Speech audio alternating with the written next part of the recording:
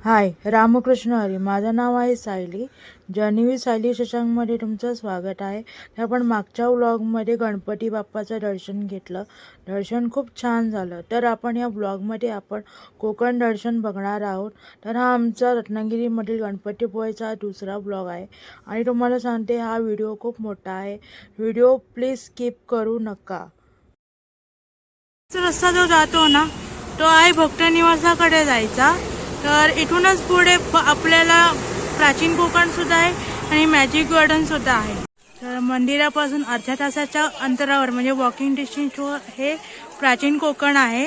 तर तिथे आता आम्ही जाणार आहोत आणि त्याच्या एकदम समोरच आहे हे मॅजिक गार्डन. त्यानंतर जर आम्हाला वेळ भेटला तर आम्ही तिथे सुद्धा भेट देणार आहोत. आता आम्ही जातो प्राचीन कोकणच्या आतमध्ये.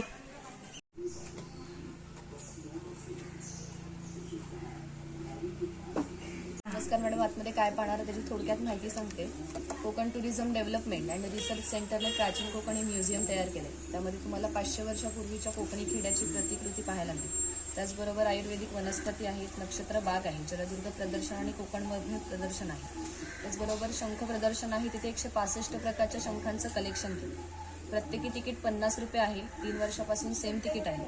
आणि मोबाईल किंवा कॅमेराने आतमध्ये जर फोटो काढणार असाल तर एका मोबाईलसाठी परमिशन तिकीट 50 रुपये आहे. माहिती सांगण्यासाठी सोबत गाईड असणार आहे. गाईड कंपल्सरी असतो, फ्री असतो. ग्रुप करून एक गाईड दिला जातो. त्यासाठी थोडं थांबवतो. 10 मिनिटात गाईड तुम्हाला देतो. Konkan tourism development and research centre ही आमची संस्था आहे आणि या ठिकाणी आम्ही पर्यटनातून रोजगार निर्मिती हा विषय घेऊन ते काम करत आहोत. आपली संस्कृती ही निसर्गातून फुललेली. पूर्वजांनी विविध वनस्पती आणि प्राणी यांना देवत्व बहाल करून त्यांच्याविषयी कृतज्ञता व्यक्त केली. पूर्वी प्रत्येक गावात राखीव जंगलच, त्याला देवराई असे म्हणतात. यातील वनस्पती किंवा प्राणी यांची हत्या केल्यास ते पाप समजले. विविध धार्मिक ग्रंथांचा अभ्यास करून आम्ही इथे एक नक्षत्र बाग तयार केली. प्रत्येकाच्या जन्म नक्षत्रानुसार एक वृक्ष हा आराध्य वृक्ष म्हणून मानला जातो आणि त्याची पूजा अर्चा केल्यास त्या व्यक्तीला धन, सौख्य आणि आरोग्य प्राप्त होते. प्रत्येकाच्या जन्म नक्षत्रानुसार बाहेर आम्ही बोर्ड लावतो. एक्झिट करताना तो बोर्ड तुम्ही बघू शकता. तसेच त्यांना दीर्घायुष्याची प्रतीकं मानलेली. याला पिंपळपर या कारणाने म्हणतात कारण त्याच्या भोवती जो दगडी कट्टा बांधलेला आहे याला कोकणी भाषेमध्ये पार असे म्हणतात. हा पार सुमारे 400 वर्षापूर्वी बांधलेला. जेव्हा पार बांधला गेला तेव्हा इथे पिंपळाचे रोप लावण्यात आले. म्हणजे हा पिंपळ सुद्धा 400 वर्षापूर्वीचा जुना आहे. या शिलालेखावर लिहिलेली कविता कवी माधव यांनी 100 वर्षापूर्वी लिहिली.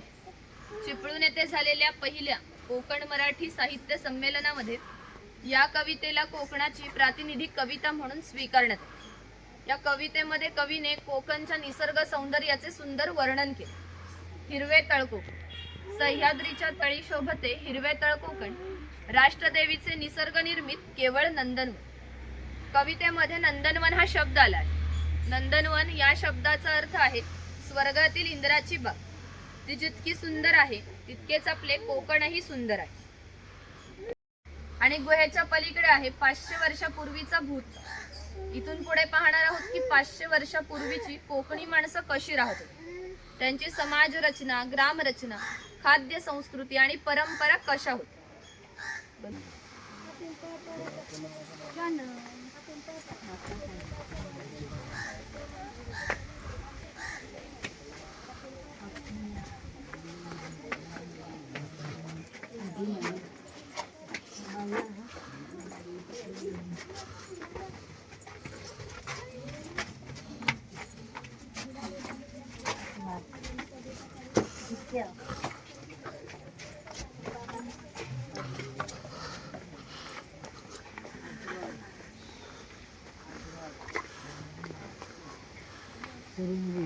आपण एक आहे ना पिका औषध वैसे वनस्पती बाबूचा औषध देते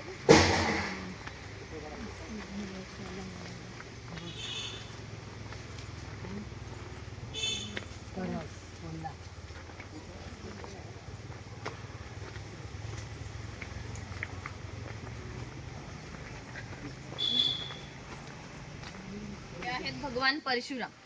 आपल्या पुराणामध्ये असा उल्लेख केलेला आहे की हजारो वर्षापूर्वी भगवान परशुराम होऊन गेले. त्यांनी संपूर्ण पृथ्वी जिंकून घेतली. जिंकून घेतलेली सर्व पृथ्वी त्यांनी दान केली. दान केलेली कोणतीही गोष्ट आपण स्वतःसाठी वापरत नाही, परंतु त्यांना राहण्यासाठी भूमी आवश्यक होती. आपण ज्या ठिकाणी उभे आहोत त्या ठिकाणी हजारो वर्षापूर्वी समुद्र होता. त्याच्याशी त्यांनी युद्ध केले आणि त्याला 40 ते 50 किलोमीटर पाठीमागे ढकलले आणि या सुंदर कोकण प्रदेशाची निर्मिती केली. म्हणून या कोकण प्रदेशाला परशुराम भूमी असे म्हणतात. हे सारे कोकण दऱ्याखोऱ्याने वेढलेले, सूर्याची किरणे जमिनीपर्यंत पोहोचू शकत नाहीत इतकी दाट अरण्य, वाघ, अस्वल, गवेरेडे यासारखी जंगली श्वापदे, 200 ते 250 प्रकारच्या औषधी वनस्पती, शेकडो प्रकारचे मासे, दुर्मिळ कासवे, सुसर, मगर यासारखे प्राणी येथे पाहायला मिळतात. तसेच कोकणामध्ये लाल रंगाचा जांभा नावाचा दगड मिळतो. जांभ्या दगडाचा हा जो पक्का रोड बांधला याला पाखाडी म्हणतात. ही पाखाडी 400 वर्षापूर्वी बांधलेली, तेव्हा ती गणपतीच्या देवळापर्यंत होती. काळाच्या ओघात नष्ट झाली. आज फक्त ती आपल्या प्राचीन कोकणमध्ये शिल्लक राहिलेली पाहायला मिळते. पूर्वी सामान्यपणे अशा पाखाड्या या ग्रामदेवतेकडे जाण्यासाठी बांधल्या जात असत. आज आपण सुद्धा या पाखाडीने प्राचीन कोकणमध्ये ग्रामदेवतेकडे जाणार आहोत.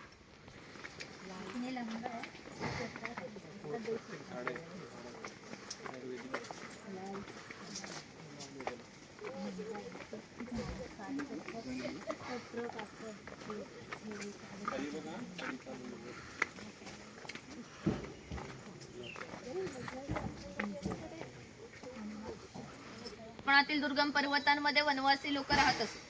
त्यामध्ये भिल्ल आणि कातकरी या 2 जातींचा समावेश आलेला होता. त्यातील कातकरी समाज दाखवला.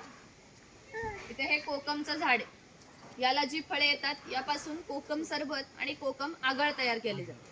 त्याच्या बियांपासून तेल तयार केले जाते. त्याचा उपयोग कैला जीवन क्रीम मध्ये केला जातो आणि त्याच्या फळाच्या सालीपासून आमसूल तयार केले जाते.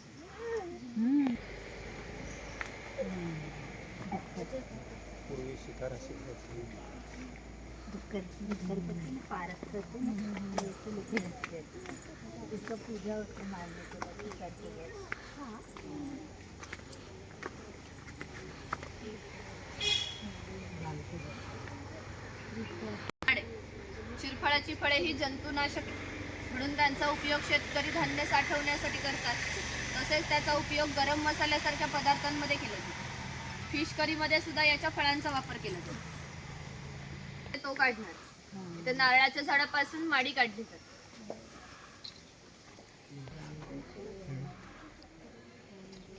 हे ग्रामदेवतेचं मंदिर आहे. पूर्वी धार्मिक संस्था गाव नियंत्रित करीत असत. गावातील गावकरी येथे एकत्र येत असत. जर गावात 2 व्यक्तींची भांडणे झाली तर संपूर्ण गाव येथे एकत्र येऊन गाव प्रमुख त्यांच्यासमोर न्यायदान करीत असत. तसेच गावातील सार्वजनिक कामे जसे की आता पाखाड्या बांधणे, लाकडी साकव बांधणे अशी कामे कोणी, कधी आणि कुठे करायची याविषयीचे निर्णय गावकरी येथे बसून घेत असत. आणखी एक महत्त्वाचे वैशिष्ट्य म्हणजे जगभर अशी प्रथा आहे की प्रत्येक जाती धर्माचे लोक हे आपापल्या देवाकडे जातात आणि देवाचे दर्शन घेतात. आपण कोकणी माणसं सुद्धा वर्षभर देवळात जाऊन देवाचे दर्शन घेतो. पण इथे जेव्हा शिमग्याचा सण येतो तेव्हा हा देव या पालखीमध्ये बसवून प्रत्येकाच्या घरोघरी नेला जातो. म्हणजे कोकणी माणूस आणि देव यांचं नातं इतक्या जवळचं आहे की आपल्या एकमेकांकडे येणं जाणं असतं. या देवीचं नाव वाघजाई. हे नाव आम्ही जाणीवपूर्वक ठेवलं, कारण असं म्हणतात की ज्या निसर्गामध्ये वाघ आहे तो निसर्ग समृद्ध असतो.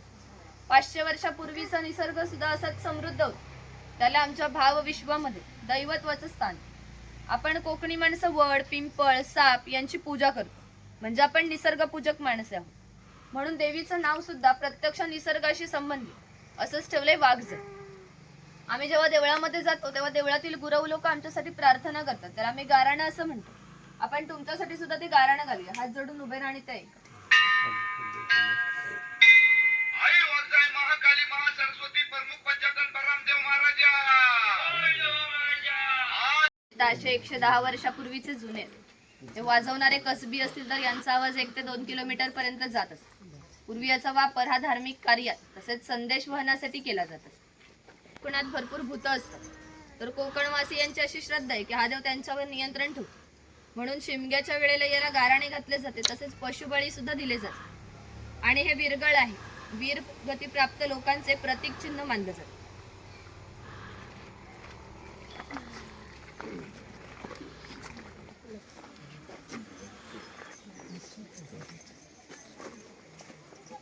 इथे कडक लक्ष्मी दाखवते. जे पोतराज लोक असतात ना, स्वतःला चापकाने मारून घेतात. हे लोक खेळ करण्यासाठी गावामध्ये येत असत ते इथे दाखवले.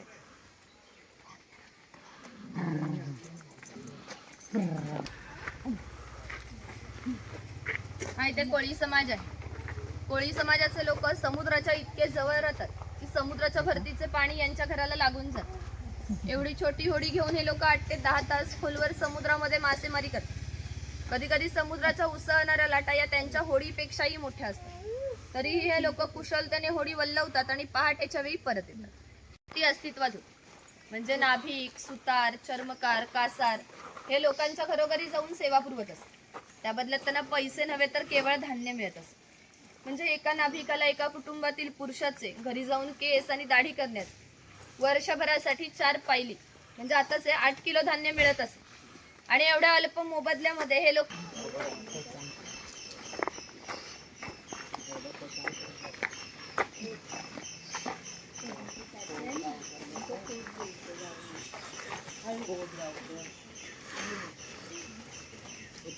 हे खोत आहे. राजाचा गावातील थेट प्रतिनिधी म्हणजे खोत. धार्मिक आणि राजकीय बाबतीत पहिला मान हा खोतांचा असतो. खोत हे गावचे प्रमुख असते. गावात न्यायदान करणे, महसूल गोळा करणे, कायदा आणि सुव्यवस्था सांभाळणे इत्यादी कामे खोतांची असते. खोत लोक हे जमीनदार असत. सर्वसामान्यपणे सुखवस्तू असत. त्यांच्या बसण्याच्या लगबीवरून असते की ती ऐशोआरामी जीवन जगायचे याची तुम्हाला कल्पना आहे. ही खोतांची बायको आहे. कोकणी स्त्रिया सुंदरही होत्या, शूरही होत्या, परंतु त्यांना स्वातंत्र्य नव्हते. माझघराचा उंबरठा ही त्यांच्यासाठी मर्यादा होती. इथे खोतांची 2 मुले आहेत. ती आपला परंपरागत खेळ सोंगटा खेळत आहे. हाच खेळ महाभारतामध्ये धर्मराज आणि दुर्योधन यांच्यामध्ये द्यूत या नावाने खेळला गेला. हस्तिदंती फासे असतात किंवा शंखांच्या कवड्या असतात.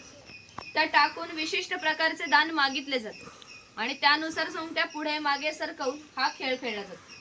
जर खेळणारे कसबी असतील तर हा खेळ 1 ते 2 रात्री सहज रंगत असतो. इतका हा मजेशीर खेळ. घराची रचना पहा. खोत ज्या उंचवट्यावरती बसले आहेत त्याला ओटी असे म्हणतात. गावातील मान्यवर लोक ओटीवरती बसत. ही समोर आहे ती पडवी. सर्वसामान्यांनी पडवीला बसायचे. खोतांच्या उजव्या बाजूला असायचे देवघर, डाव्या बाजूला स्वयंपाकघर. खोतांच्या मागच्या बाजूला माझघर म्हणजेच पूर्वीची बेडरूम. घराचे छप्पर पहा. वरती छोटे छप्पर आहे, मध्ये गॅप आहे, त्याखाली मोठे छप्पर. कोकणामध्ये उष्णता फार असते, त्यामुळे घरातील उष्ण हवा गॅप मधून बाहेर जाते. बाहेरील थंड हवा तिची जागा घेते, त्यामुळे घरातील वातावरण नेहमी थंड राहते. घरासमोर अंगण आहे. अंगणामध्ये तुळस आहे. अंगण हे कोकणी घराचं वैशिष्ट्य आहे. तुम्हाला एकही कोकणी घर असं दिसणार नाही जे घरापुढे अंगण नाही किंवा तुळस नाही. इथे जुने अडकीत ते दाखवलेत. वेगवेगळ्या डिझाईन्स आहेत, बघू शकता.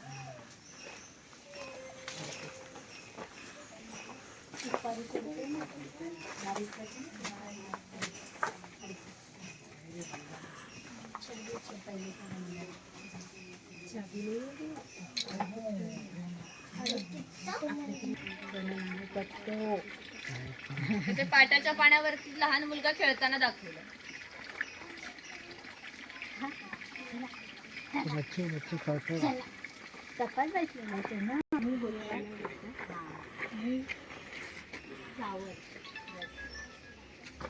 हा शेतकरी आहे.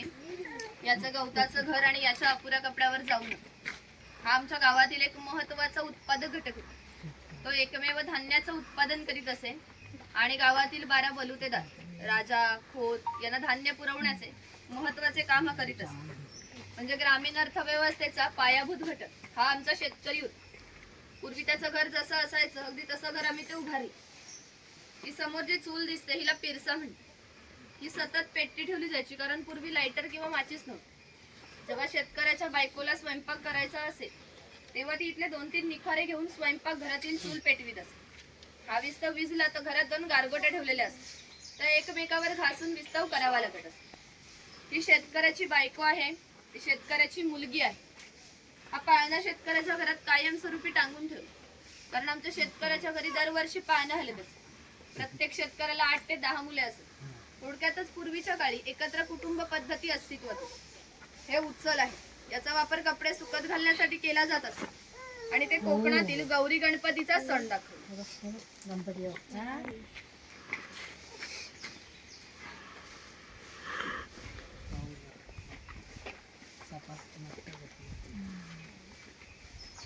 हा कुंभार आहे. गावातील मातीशी संबंधित सर्व कामे कुंभार करीत असते. म्हणजे गणपतीचे दिवस आले की लाल मातीचे गणपती तयार करणे, उन्हाळा आला की मातीची मडकी तयार करणे, दिवाळीच्या वेळेला पणत्या तयार करून प्रत्येकाच्या घरोघरी नेऊन पोचवण्याचे काम कुंभार करीत असते. एखाद्याचं जर घर बांधायचं असेल तर तो त्याच्या घरी जाऊन कौले तयार करून देत असतो. हे सफेद रंगाचे जे मडके दिसते हे माडी काढायचे मडके. कोकणामध्ये नारळाची झाडे भरपूर प्रमाणात आहेत. त्यांना नारळ येण्यापूर्वी पोई येते. त्या पोईला आडवा काप दिला जातो. बाजूने विशिष्ट प्रकारचा झाडपाला लावला जातो. तो पाला आतील माडी शोषून घेतो आणि ही थेंब थेंब गळणारी माडी मडके वरचेवर लावून त्यामध्ये साठवली जाते. काळाच्या ओघात 12 बलुतेदारांचे व्यवसाय नष्ट होत चालले, परंतु माडी काढण्याचा व्यवसाय अजूनही व्यवस्थित चालतो. गावातील महत्त्वाचा घटक होता. गावातील महिलांना तसेच विविध देवतांना लागणारे दागिने बनवून देण्याचे काम सोनार करीत असत. याच्या अप्रतिम कलाकुसरीमुळे याच्या दागिन्यांना जगभर मागणी होती. शिमगा, नवरात्र आणि अन्य वेळेला ग्रामदेवतेला दागिने घालण्याचा मान हा सोनाराचा असतो.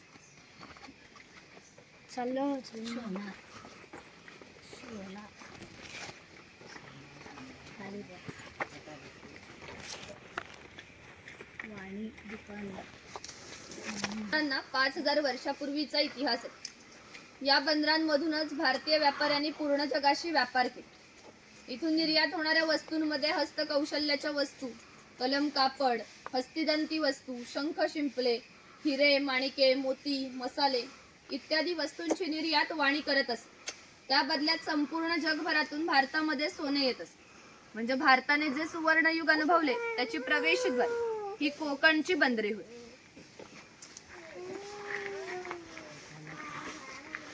सुतार आहे. कोकणातील 12 बलुतेदार दाखवताना जे अधिक कौशल्यवान आहेत ते आम्ही इथे दाखवले. त्यापैकी हा सुतार आहे. सुताराचे खरे काम आहे शेतकऱ्याला लागणारी लाकडी अवजारे बनवून देणे. हा सावंतवाडीचा सुतार. सावंतवाडीतील लोकांचे लाकडावरील कोरीव काम हे जगप्रसिद्ध आहे. त्यांच्या काही हस्तकौशल्याच्या वस्तू तुम्हाला आमच्या हस्तकला विक्री केंद्रामध्ये पाहायला मिळतील. इथे दरवेशी दाखवलाय अस्वलाचा खेळ करणारा आणि गारुडी दाखवलाय सापाचा खेळ करणारा.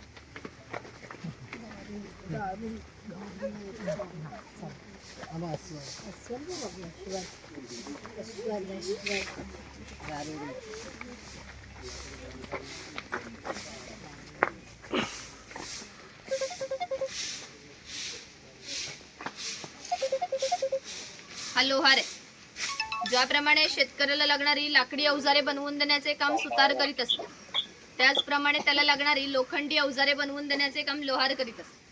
उदाहरणार्थ कोयती, कुऱ्हाड, नांगराचे फार. 500 वर्षापूर्वीची कोकणाची राजकीय परिस्थिती अस्थिर होती. इथले बरेचसे लोक सैन्यामध्ये होते. त्यांना लागणाऱ्या लोखंडी ढाली आणि तलवारी बनवून देण्याचे काम लोहार करीत असते. याचे वैशिष्ट्य म्हणजे अजूनही कोकणात खोत आणि मराठा यांच्याकडे काहीशे वर्षापूर्वीच्या ढाली आणि तलवारी आहे. त्यांना अजूनही गंज आलेला नाही. त्यांची दर दसऱ्याला पूजा केली जाते. हा तेली आहे. पूर्वी कोकणी माणसं आपल्या जेवणामध्ये खोबरेल तेलाचा वापर हा जास्त प्रमाणात करीत असे. शेतकरी आपल्या बागेतील खोबरे स्वतः तेलाकडे घेऊन जात असे आणि तेली त्याच्या देखत त्याला तेल पाडून देत असे. हा तेलाचा घाणा आहे. याला खुंट म्हणतात. यामध्ये सुके खोबरे घातले जाते. हे जे उभे लाकूड दिसते याला लाट म्हणतात. या लाटेला आडवे लाकूड अशा तऱ्हेने बांधले जाते जेणेकरून लाट उभी राहते. इथे जोखडाला बैल बांधला जातो आणि आडव्या लाकडावर दगड ठेवून तेली स्वतः यावर बसते आणि हे सर्व वजन घेऊन बैल गोल फिरवला जातो. त्यामुळे आतील खोबरे रगडून त्याचे तेल निघते. हे तेल जर भरून काढायचं असेल तर सर्वप्रथम जोखडाचा बैल सोडायचा. जोखड बाजूला केले जाते. आडवे लाकूड बाजूला करून लाट बाजूला केली जाते आणि आतील तेल हाताने भरून काढले जाते. पुन्हा नवीन तेल पाडायचे असेल तर सर्व क्रमवार जोडून नवीन तेल पाडले जाते.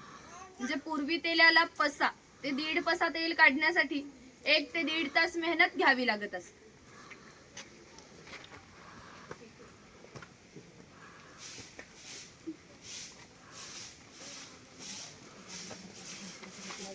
हा गुरुड आहे. पूर्वी प्रत्येक व्यवसाय हा जातीनिहाय होता. व्यवसाय निवडीचे स्वातंत्र्य नव्हते. म्हणजे प्रत्येकाला आपापल्या जातीचा व्यवसाय करावा लागत असे. बांबूच्या वस्तू बनवून देण्याचे काम बुरुड करीत असे. ही कणगी तयार केलेली आहे ती घरी नेऊन त्यामध्ये धान्य ठेवून बाहेरून शेणामातीने लिंपून घेण्याचे काम शेतकऱ्याचे असे. अशी श्रम विभागणी केलेली. हे सूप आहे, ती फुलांची परडी आहे आणि ही रोवळी आहे. रोवळीचा वापर हा धान्य धुण्यासाठी तसेच आजही धार्मिक कार्यात केला जातो. आमच्याकडे जेव्हा शुभ कार्य असते तेव्हा घरातील कुमारिका किंवा सौभाग्यवती स्त्रिया रोवळीमध्ये दिवा ठेवून हातात घेऊन उभ्या असतात. जर शुभ कार्य पार पडण्यापूर्वी तो दिवा विझला तर ते कार्य अशुभ मानले जाते. अजूनही आमच्या चाकरमान्यांचे जर मुंबईला लग्न असेल तर रोवळी गावावरून मुंबईला पाठवली जाते. हे स्वयंपाकघर आहे. प्रत्येक समाजाची स्वतंत्र अशी खाद्य संस्कृती असते. कोणत्याही दोन समाजाची खाद्य संस्कृती समान नसते. म्हणजे आपल्या कोकणी माणसांची ही चविष्ट अशी खाद्य संस्कृती. आम्ही कोकणी माणसं आपल्या जेवणात भात आणि मासे हे मोठ्या प्रमाणात खातो. कोकणात येऊन माशाची आमटी, उकडीचे मोदक आणि भाजणीचे वडे न खाणे म्हणजे कोकण न अनुभवल्यासारखे. पूर्वी घरामध्ये दगड मातीच्या वस्तू असतात. इथे ही जातणी आहे आणि हे जे जातणी सारखे दिसते त्याला घिरट म्हणतात. जातणीमध्ये धान्य दळून निघते तर घिरटामध्ये भात घातले जाते. तेव्हा अख्खा तांदूळ बाहेर निघतो आणि कोंडा बाजूला. हे शेवया काढायचे लोखंडी यंत्र, हे शेवया काढायचे लाकडी यंत्र. इथे शेवयाचा लाकडी पाट, ही चहाची किटली आहे, बाजूला टिफिन बॉक्स आहे, वरती पाण्याचा तांब्या, खाली 3 डबे आहेत, बाजूला 2 चमचे, टिफिन बॉक्स दोन्ही बाजूने लॉक केला. हे मोदक पात्र आहे म्हणजे पूर्वीचा कोकणी कुकर. यामध्ये खाली पाणी घातले जाते. चाळणीवरती केळीचे पान ठेवून यावर मोदक ठेवले जातात आणि झाकण ठेवून मोदक पात्र चुलीवर ठेवले जाते. त्यामुळे आतील मोदक शिजून निघते. हे पुरण यंत्र, यामध्ये शिजवलेली डाळ घातली जाते आणि हे रॉड दोन्ही बाजूने उलट सुलट फिरवले जाते. त्यामुळे आतील डाळ वाटून निघते. त्याच्या गोड पुरणपोळ्या बनवल्या जातात. इथे लाकडी चमचे आहेत आणि दगडी उखळ आहे. यामध्ये पूर्वी भाताचे पोहे मुसळाच्या सहाय्याने काढले जातात. आता आपल्याकडे जो भात असतो तो रात्री भिजत घातला जातो. सकाळी त्यातले पाणी काढून पोह्याच्या खापरावर भाजला जातो आणि उखळामध्ये घालून मुसळाच्या सहाय्याने काढला जातो. त्याचे पोहे तयार होतात. यावरून तुमच्या लक्षात येईल की पूर्वीचे जीवन हे किती कष्टमय होते आणि हजारो वर्षे ते या पद्धतीनेच जगले गेले. अंतरावर असते. हे लोक ज्यावेळी गावात येत त्यावेळी यांच्या पायात चामड्याच्या वाहनं, हातात घुंगराची काठी, खांद्यावर घोंगडी अशा वेशभूषेमध्ये येत असत. असे असले तरी प्रत्येक धनगर हा 100 ते 125 गाई आणि 5 ते 25 म्हशींचा मालक असतो. प्रत्येक गाई म्हशीची किंमत ही 8 ते 10 हजारापर्यंत असते. या सर्वांची विक्री करायचे म्हटले तर याची किंमत ही काही लाखामध्ये जात असते. इतक्या धनसंपत्तीचा मालक हा धनगर होता. परंतु कोकणी लोकांची राहणीमान साधी असल्याने यांची राहणी सुद्धा साधी होती. इथे बकरीची गोठी आहे. जंगली श्वापदांपासून संरक्षण होण्यासाठी ती उंचावर बांधली. तिच्या आतमध्ये 2 बांबूंच्या मध्ये फट आहे, कारण त्यांनी केलेला मैला त्यातून बाहेर पडत असतो. छपराची रचना जरी ओबडधोबड असली तरी कितीही पाऊस आला तरी पावसाचे पाणी आतमध्ये जात नसते.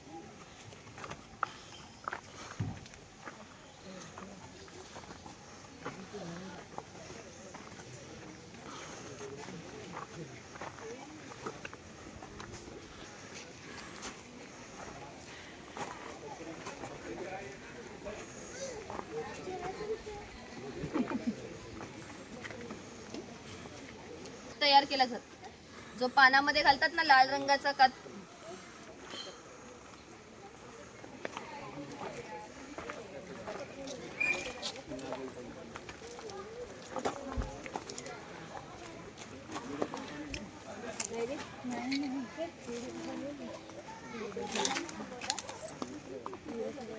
ही कादभट्टी आहे. हे खैराचे झाड हे तोडले जाते. त्याच्या आतील भागांचे छोटे तुकडे केले जातात. ते तुकडे पहिल्या 4 मडक्यामध्ये पाण्यासोबत उकळवले जातात. जो लाल रंगाचा पाक तयार होतो तो 5व्या मडक्यामध्ये पुन्हा विशिष्ट तापमानामध्ये उकळवला जातो. तो पाक सावलीमध्ये सुकत घालून त्याच्या छोट्या वड्या पाडल्या जातात. कात तयार होण्याच्या प्रक्रियेला 3 ते 4 महिने लागतात. लोकांच्या घरोघरी जाऊन सेवा पुरवत असत. त्याप्रमाणे कासार मुलीच्या घरी आले. हे या मुलीचे घर आहे. पूर्वी कोकणातील मुलींची लग्ने वयाच्या 8व्या ते 10व्या वर्षी होत असत. तोपर्यंत कासार मुलीला बांगड्या भरण्याचा कोणताही मोबदला घेत नसे. ज्यावेळी मुलीचं लग्न होईल त्यावेळी मुलीचे वडील कासाराला एक छोटासा सोन्याचा दागिना देत असत. या व्यतिरिक्त कोणताही मोबदला कासाराला मिळत नसे. म्हणजेच हा कासार 8 ते 10 वर्ष मुलीला क्रेडिट देत असत. म्हणजे पूर्वीची समाज रचना ही एकमेकांच्या विश्वासावर आधारलेली होती. थोडक्यातच 12 बलुतेदार हे आपले काम कोणत्याही नफ्या तोट्याचा विचार न करता केवळ कर्तव्य म्हणून करत असत.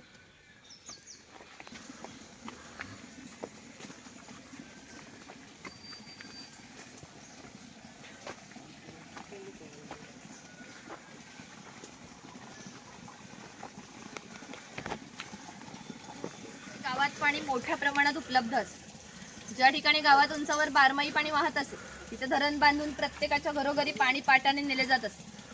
या पाण्यावर आमच्या नारळी पोपळीच्या बागाने उन्हाळी भात शेती होत असते. उन्हाळी भात शेतीला पाणी भरपूर लागते, तेवढे पाणी प्रत्येक गावात उपलब्ध असते. ग्रामदेवतेनंतर पाणवठा हे एकमेव ठिकाण असे आहे ज्या ठिकाणी संपूर्ण गाव एकत्र येत असते. लहान मुले मासेमारी आणि अंघोळीसाठी, गावातील स्त्रिया पाणी भरण्यासाठी किंवा कपडे धुण्यासाठी, तसेच गुराख्यांसारखे व्यावसायिक हे गुरांना पाणी पाजण्यासाठी या ठिकाणी. म्हणजे ग्रामीण जीवनाचा मध्यवर्ती केंद्र हा आमचा पाणवठा. वरती खवले मांजर दाखवले.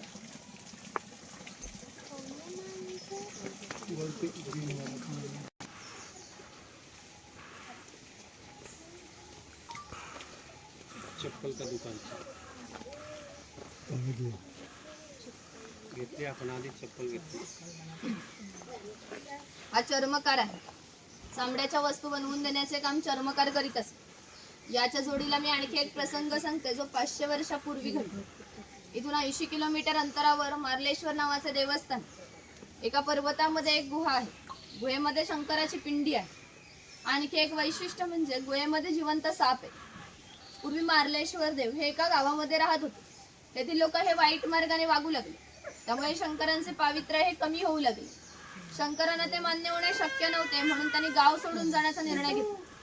मकर संक्रांतीच्या आदल्या रात्री ते गावाबाहेर पडले. गावाबाहेर चर्मकाराचे घर होते. चर्मकार गरीब होता, परंतु श्रद्धाळू आणि नीतिवान होता. शंकरांनी कोणत्याही जातीपातीचा विचार न करता चर्मकाराला मशाल दाखवण्यासाठी विनंती केली. चर्मकाराने सुद्धा अतिथी देवो भव समजून मशाल दाखवण्यास सुरुवात केली.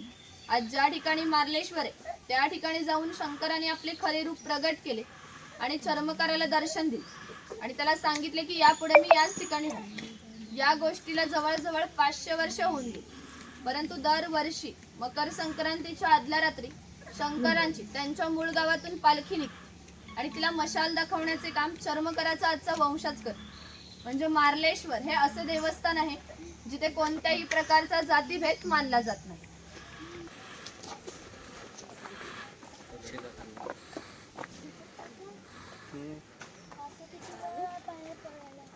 वीस एक मिनिटं.